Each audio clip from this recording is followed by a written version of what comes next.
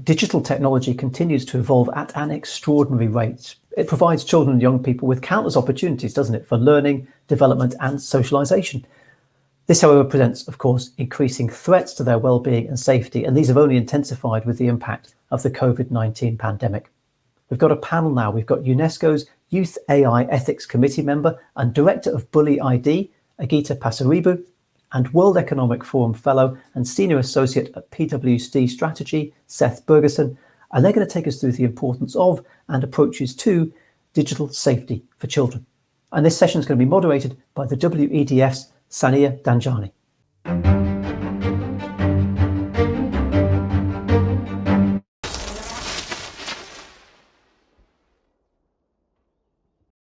Welcome to the World Ethical Data Forum for a discussion on digital safeguards for children. My name is Sania Danjani and I will be moderating this panel today. It is my pleasure to have here Seth Bergeson, a PwC Fellow at the World Economic Forum with focus on AI governance and ethics for children and member of UNICEF's Expert Advisory Group for AI for Children. We also have Agita Pasaribu, founder of BullyID app, and Children and Youth Empowerment Advocate, working alongside the UN, ITU, WHO, and is a member of UNESCO's Youth AI Ethics Steering Committee. And lastly, we have Emma Day, an independent human rights lawyer specializing in children's rights. So to start us off, Seth, would you like to begin by giving us a brief summary of key work you've done within this field and answer what you find is the most prominent issue for children online today? Thank you, Sania. It's really a pleasure to be here today with the three of you, and thank you for the invitation to speak. So again, my name's Seth Bergeson. I'm a fellow from PwC at the World Economic Forum in San Francisco, where I work on AI for children and youth, called our Generation AI project. And as I said, I've also helped UNICEF develop their AI policy guidance for children.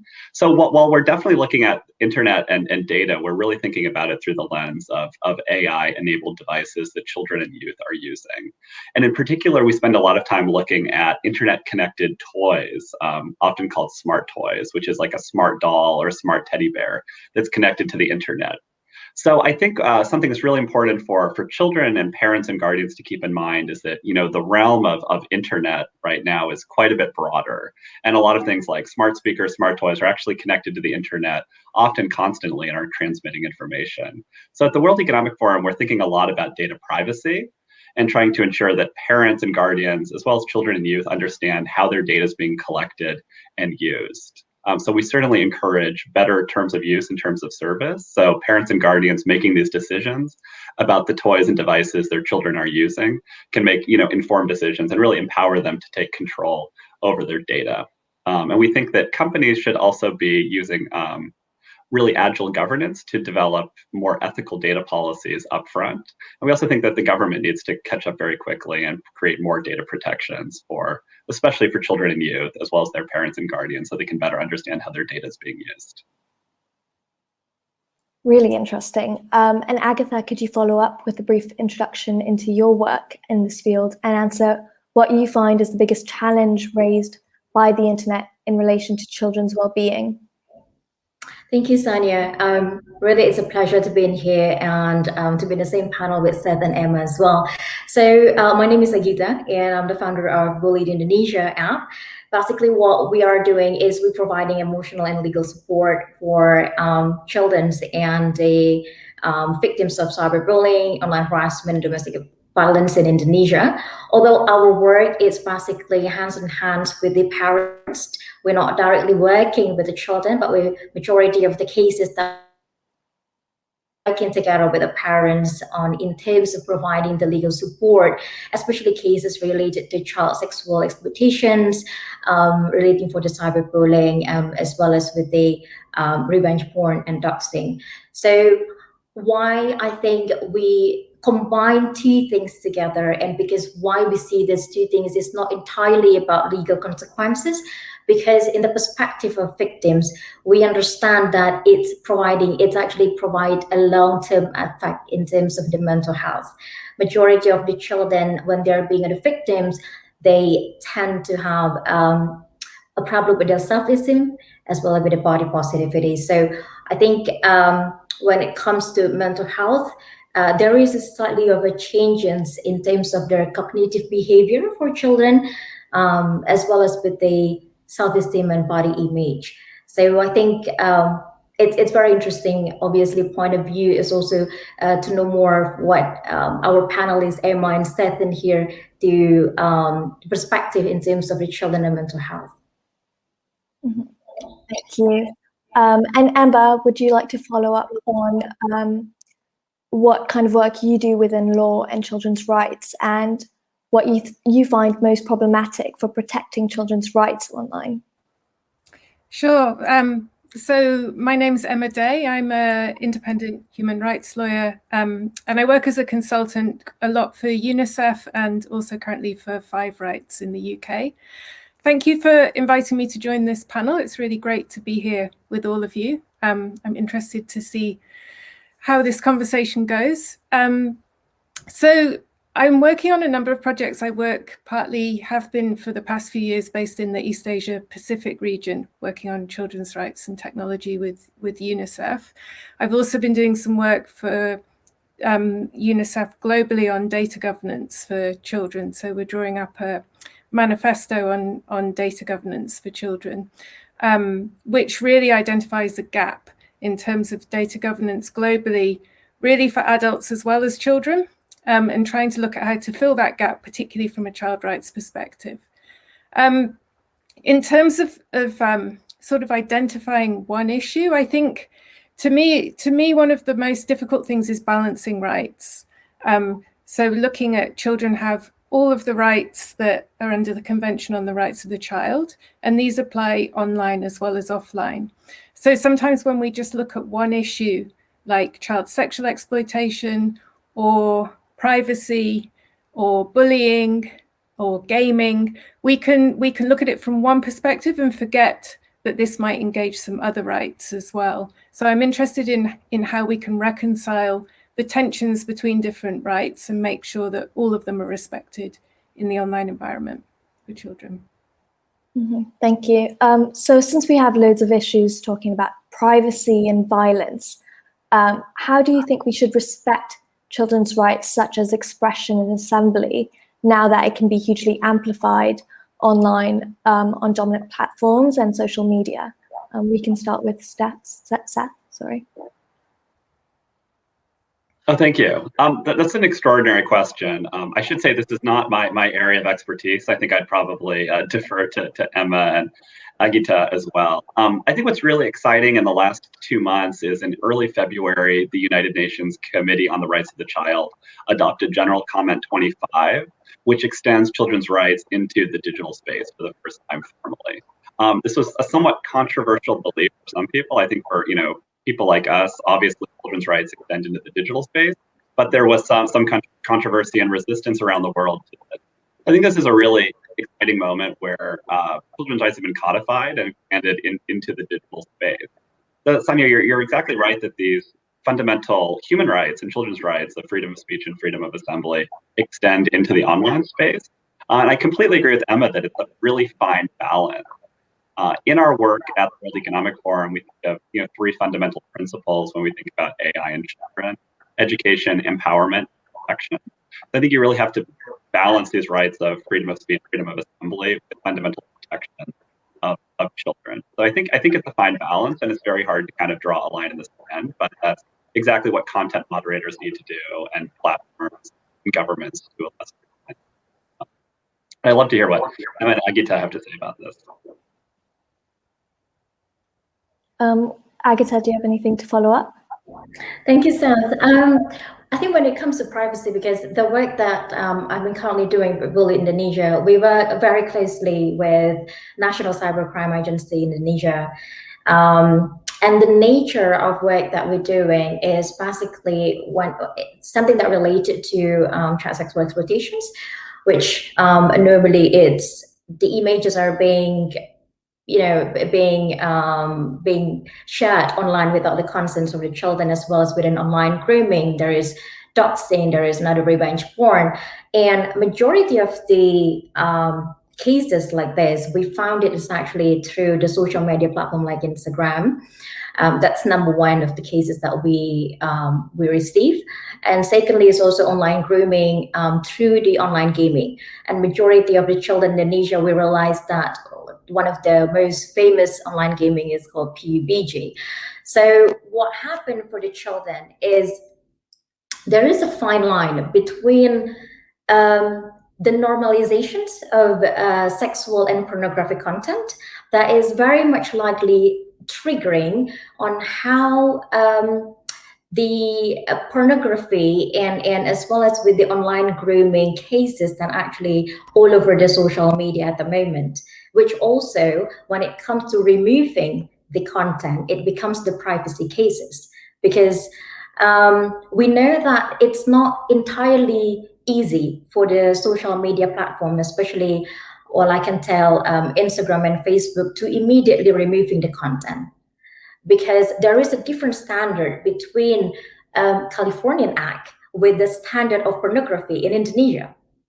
So in the Western world, it could be something that completely nude, but Indonesia with a half nude, we consider it as a pornography. So even though once this content has been removed, is it going to be always stay in the cloud, or is it going to be all forever deleted? That's a question that we don't know until today. So, and it is not only talking about the social media platform, because there are a few cases that came to us. It's also being shared through the dark web, and is actually being sold in the dark web as well. So I think when it comes to the privacy of children, especially the children's rights on the social media, one thing that we have to consider is the theory of do no harm.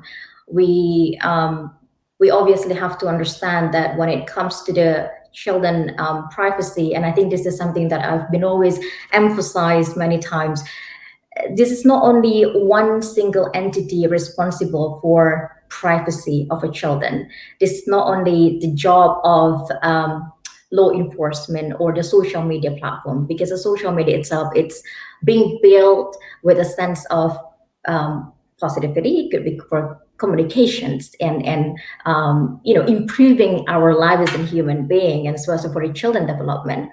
But there is also a negative aspect of this, which I think in terms of the private sector has not yet considering what they have to do when these things come in. And so in terms of the government, in terms of the private sector, in terms of the parents, the guardians, and organizations, I think there is a very much important to have a multi-stakeholder partnership and collaborations in order to create not just a policy that works globally, but also a policy that is matching with the culture of the country and where the social media platform is actually working. So I guess in terms of the culture, in terms of the privacy, as well as with the awareness itself, because it's lacking. Again, here in Indonesia, there is no a digital education in our education curriculum. We don't even have yet a data privacy regulations. So we don't have a GDPR. We don't have an open data protections yet. So the terms of privacy, not just for the children, but also among adults, among professionals, is a very uncommon conversations. So I guess it's starting everything with the awareness, and the role of a digital parents as well is very important. Really interesting. Emma, do you have anything to say about the differences between children's rights in East Asia in comparison to Europe and the West? I mean, so I guess from an international human rights point of view, children globally have the same rights under the Convention on the Rights of the Child. I think one of the difficulties we have online is there's sort of a geopolitical element to this. So the apps that children are using globally tend to come from the US or from China, and where the jurisdiction over the data on that app tends to be in the US for apps that come from the US. And the problem for children with that, particularly in terms of freedom of expression and access to information, is that the US is not the US legal framework is not based on the international human rights framework, and it's not really international human rights, nor is not recognized at the domestic level in the US. So you have constitutional law and you have the primacy of the freedom of speech, but it's not balanced in the same way against other rights as it is in the international human rights framework. And I think GDPR and European law is helping a little bit with this, because if companies want to trade with Europe, they have to amend their laws and level up to some degree, at least in terms of data protection. But in terms of the freedom of speech issue, it's still very tricky. And I think there's a fallacy that the internet is a neutral space and that it's an equal playing field for everybody. But I saw a really interesting study that was done recently by Plan International about girls' rights online. And they found that girls quite often get silenced. So they are harassed online, they get a lot of unwanted male attention, and so then they just shut up. So it's not, if this is not moderated, you end up with a kind of Lord of the Flies situation, which is then, it's made even worse by the kind of algorithms that underpin the way we're delivered information online. So the most dominant voices then get amplified again and again.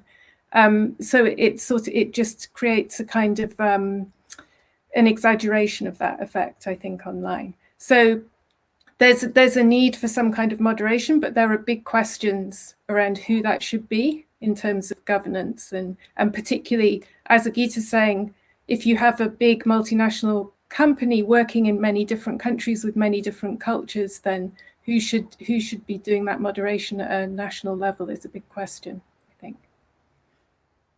Definitely. I also think in terms of who can we assume, how can we assume and draw the boundaries for what children should be permitted to see or not, and what should be moderated, is also an interesting area that I'd like to explore. Agita, would you like to add to that? I think in terms of the content moderation is also another homework, because issues related for children's rights and privacy is just very recently come to the surface just a couple of years ago. However, that since we're being introduced with social media, Instagram, Facebook, YouTube, back then there is no questions that being asked in terms of, oh, is that your content is child, is it for child to be safe to be consumed? So recently YouTube has that, and just a couple of years ago, the Facebook finally have a Facebook Messenger for kids, for example. So there are tons of millions of content that has been shared online that it's not categorized for children, actually can be, can be seen. So I think in terms of the content moderations, I completely agree with how Emma mentions earlier.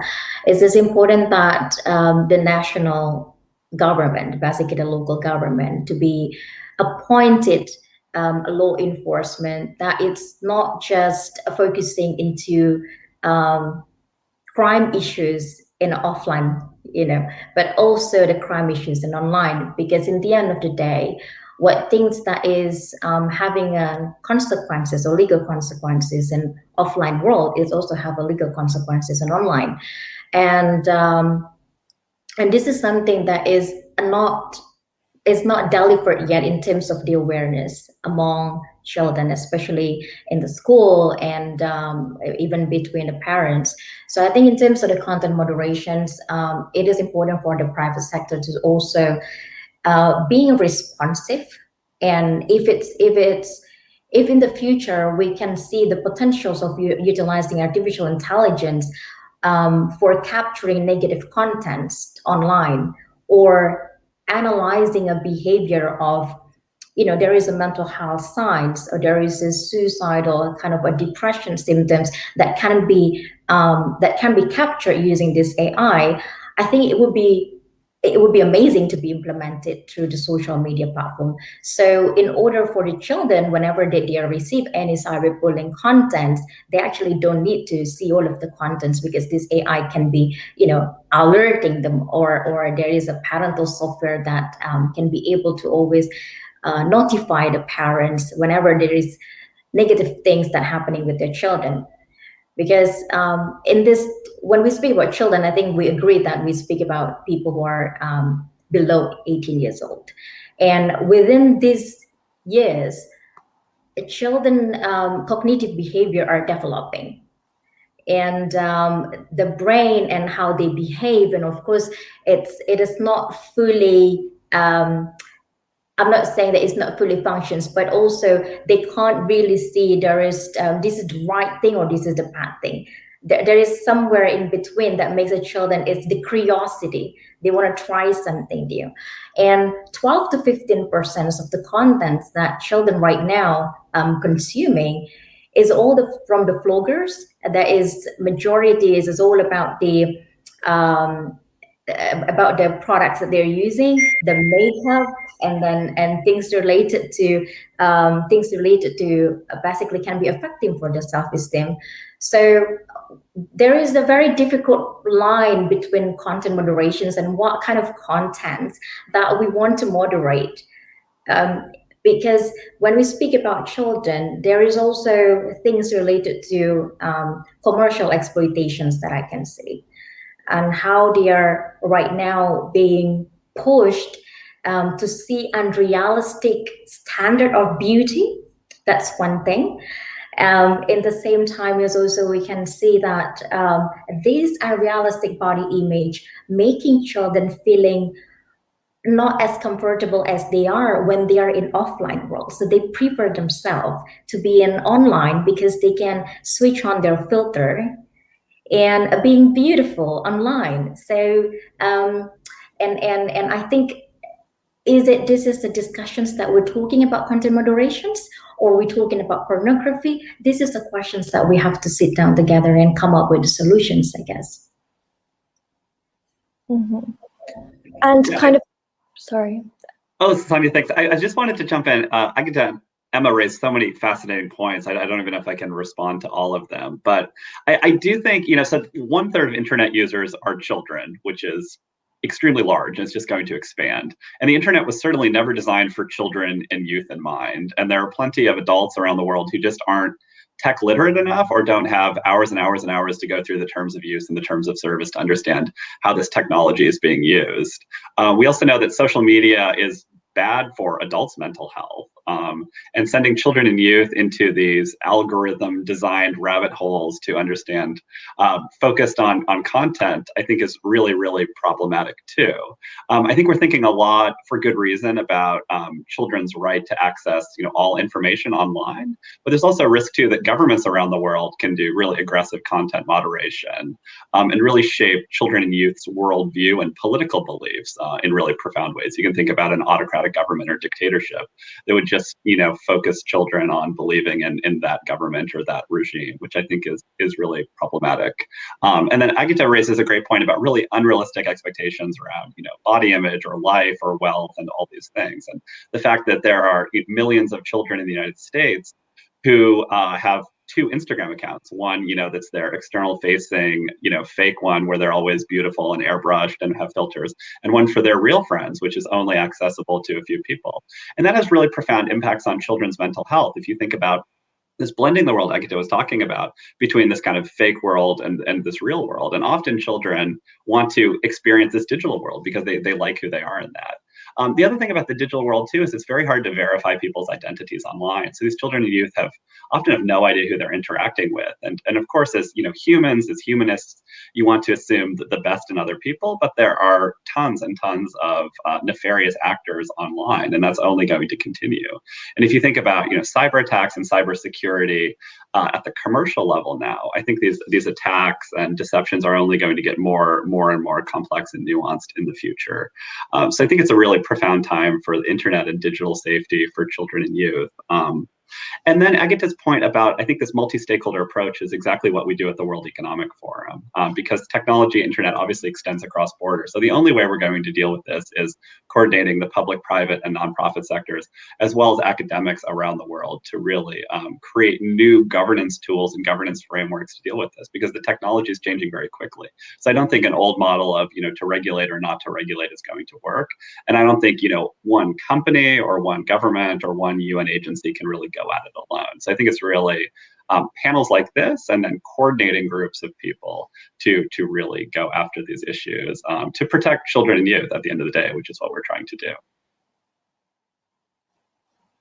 Definitely. I think a really interesting idea is also kind of identifying children themselves online. So how can we, and tech giants or corporations and charities, provide a duty of care when there's no way of knowing who is a child online?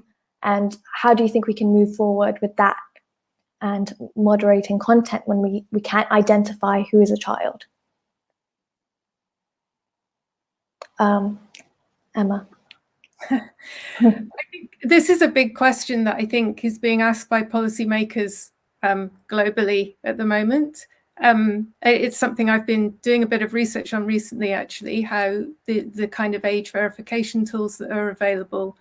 And there's a range of ways you can attempt to either identify the exact age of a child or an estimated age of a child, or you can aim to make people prove that they're an adult rather than so that they're not a child and able to access content. But all of these things raise human rights issues, because I personally don't want to end up in a world where you have to prove your identity where you're tracked really essentially everywhere you go online. And really there's no way of tracking children without also tracking adults. So it becomes a kind of population level issue then. And there are technologies available which are kind of tokenized. And if you have a central secure identity database, then you can get tokens which will just give the credentials about the age of the user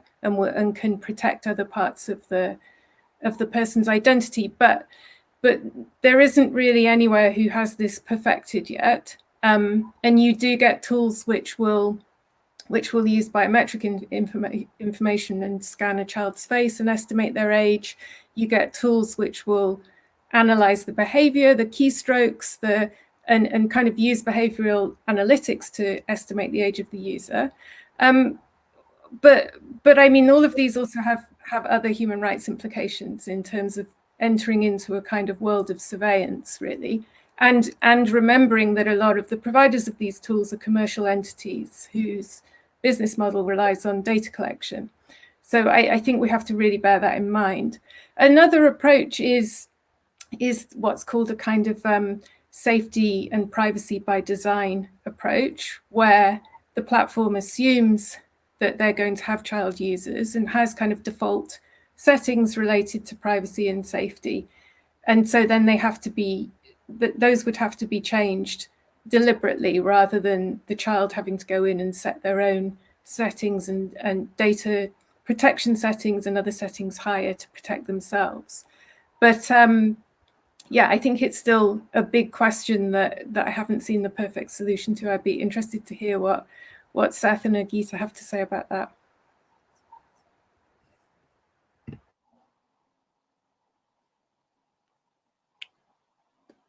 Seth, do you have anything to contribute? I can jump in. So sorry for the pause there.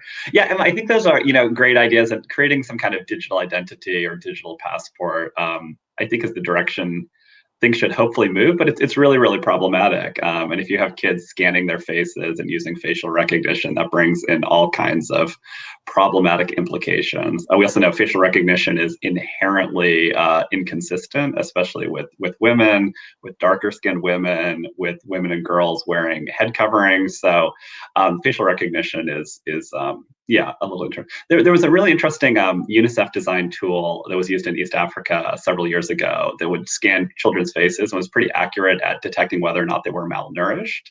But then, this third party had thousands or tens of thousands of scans of children's faces in them too. So what do you do with this data that you've collected, and how do you do that? Something we find with smart toys and internet connected toys is often these parents and their children and youth have no idea what's being used with the data. So the data is being sent to the company, and then the company is sometimes sending the data to a third party that's processing it for facial recognition or voice recognition and holding on to that. We could even share it with another third party. So I do think this gets problematic fairly quickly. Something we talk a lot about at the World Economic Forum too are developmental windows, if you think about children psychologically and neurologically. And children develop neurologically and psychologically at different phases too. So, what might be good and healthy for one 8-year-old might not be good for another 8-year-old. Agita was talking about, how children develop their, frontal cortex and their executive function. I mean, there are plenty of teenagers who really can't think about medium and long-term thinking. If I think about when I was in school and things that people would post online thinking they were totally private, and they were absolutely not totally private, but teenagers just can't understand that. But if you think about these developmental windows, something we think about too is, and Emma was speaking to this, is kind of some set of kind of like a graduated driver's license in the United States, where you get some rights initially, those rights extend over time. And if there's some kind of infraction or problem, those rights are decreased again. So I think something like that, where you would slowly ease children and youth into different levels of internet use is great. But I think this is, pretty idealistic and is going to be harder to do. And we absolutely need to get buy-in of, large tech companies and providers to do this. And I think children's rights is a very good starting point. And I think there's, growing recognition that we really need to protect children and youth, but it does take a lot longer time for these tech giants to come around.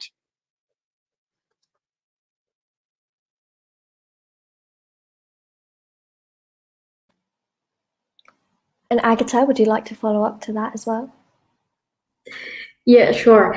I think in terms of I'm hopeful that someday we are going to probably figure out a comprehensive way to basically making sure that all the children, young people can be able to be feeling safe, basically feeling safe utilizing the internet and using internet and social media. However, I think I must say that I'm conservative. For at the moment right now, because I do considering about a different part of digital enhancement that we have at the moment. I'm still skeptical on how AI can be actually implementing this do no harm, do good, and including all the children. Especially when it comes to data, when it comes to a different type of skin tone, it's very difficult to basically making sure that this AI could be able to recognize this person is still a child or not. And if we see the vision of the internet itself and how the social media is basically being developed to be able to create endless possibility, opportunities, and being able to communicate and connect it with everyone, every single person on earth. The idea is basically to receive an equal and open access information.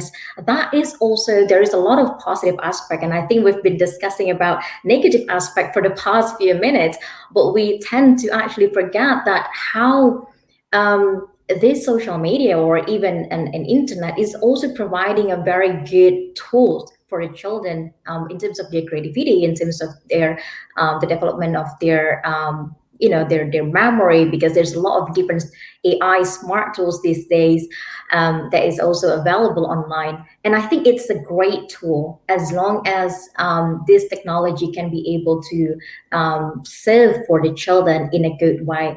Now, I think before we're talking about how to making sure that they feel safe, it is also important to talk about the prevention, because this is the fundamental. All the children at that moment, they're being given on social media without any guidelines. They don't learn it at school. There's no code of conduct that is basically they can learn from the school, and the teachers basically saying that if you're using this is what is for, and I think this is what we are missing. So in order for us, I think before we getting into that, it is important to all the children being able to receive an equal opportunity and understanding about what is exactly social media. And so they build the kind of like an emotional resilience as well as with the digital resilience. So when things happen, they do aware that this is something that they're not supposed to be follow up through.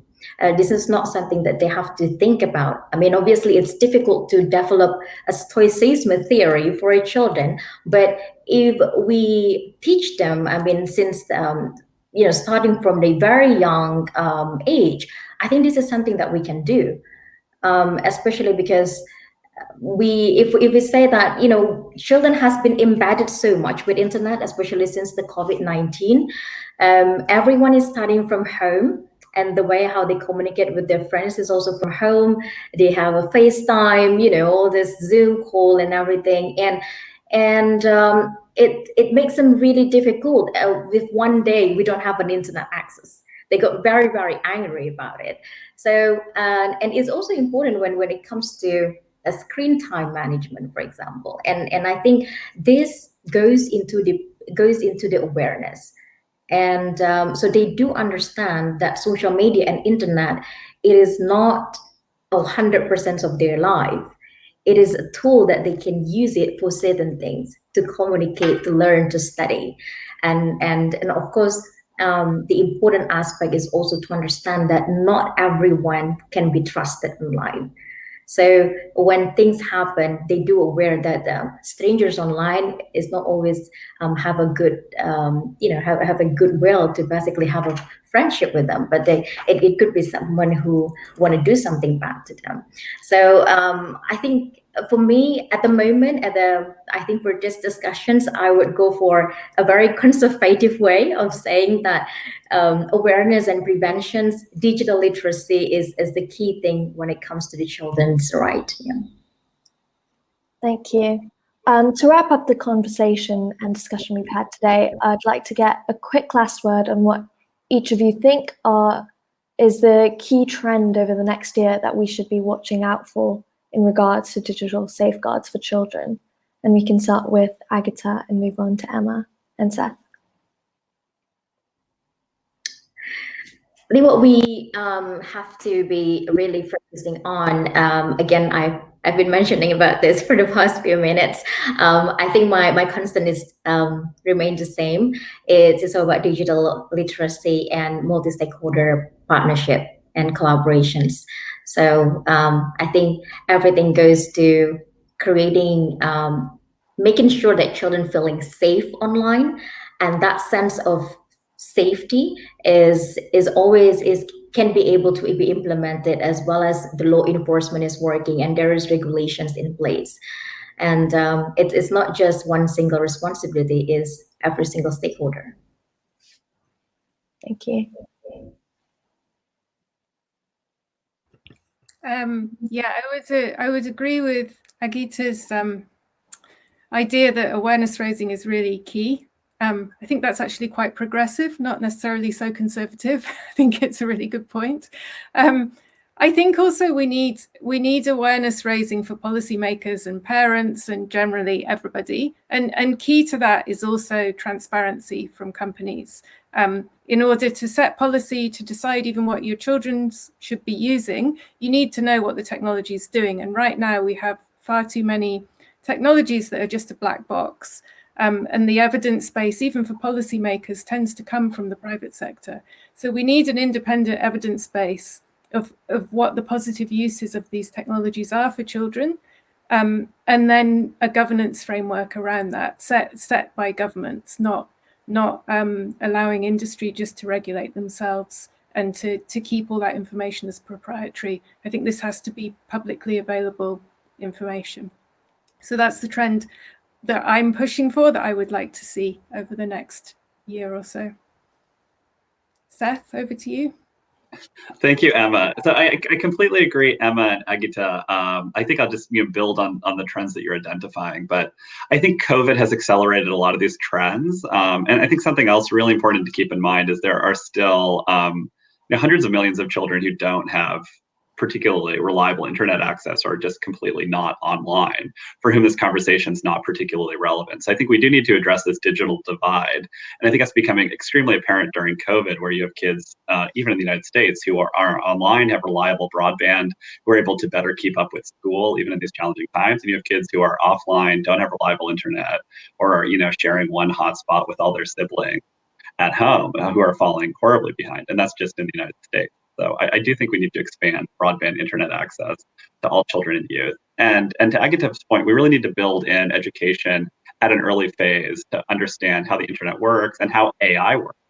And from the beginning to really build in education on safety and security. I don't think this needs to kind of be, fear mongering. I think we can balance out the wonderful benefits of AI data and the internet with some degree of caution. So kids are really empowered to be, I think, good stewards of the internet, and also to treat other children and youth very well, and also to protect them. Because if you think about a child or youth who gets into a challenging or worrying situation online, they might not go to their parents. We hear about this a lot when we talk to youth at the World Economic Forum. They might be scared to go talk to their parents because they did something their parents told them not to do. So they're probably going to go to a peer or a sibling or even somebody younger than them. It's really important that children and youth learn to really trust each other and really to go onto the internet in a unified way where they can protect each other.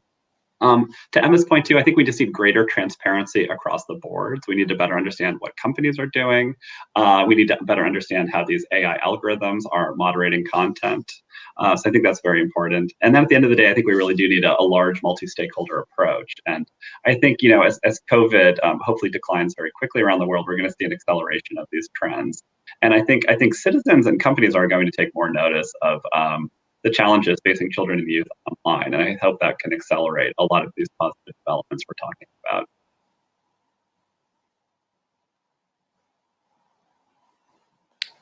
about. Thank you for all your contributions. I think that could be all we have the time for. To those watching, I hope you have a lot to take from this discussion and that you enjoy the rest of the forum. Feel free to continue the discussion in the chat boxes below.